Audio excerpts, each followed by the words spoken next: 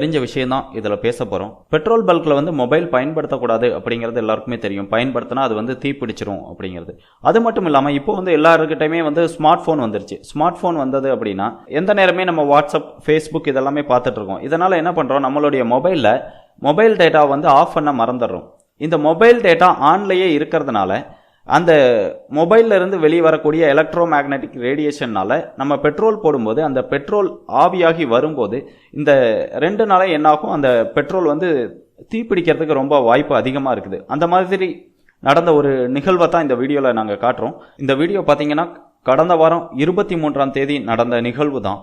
இதில் பார்த்தீங்கன்னா அந்த மொபைல் டேட்டா அந்த ஃபோனில் ஆனில் இருந்ததுனால அந்த பெட்ரோல் போடும்போது அது வந்து என்ன பண்ணிடுது, தீப்பிடிச்சிருது. இது போன்ற நிகழ்வுகளை நம்ம தடுக்கணும் அப்படின்னா நம்மளுடைய மொபைலை பயன்படுத்தாமல் இருக்கிறது மட்டும் இல்லாமல் நம்மளுடைய மொபைல் ஃபோனில் மொபைல் டேட்டாவையும் மறக்காமல் ஆஃப் பண்ணி வைக்கணும். அப்படி வைக்கல அப்படின்னா நீங்கள் பெட்ரோல் போட போகும்போதும் இது மாதிரி தீப்பற்ற வாய்ப்புகள் ரொம்ப அதிகமாக இருக்குது. முடிஞ்ச வரைக்கும் இந்த வீடியோவை அதிக பேரிடத்துல பகிருங்க.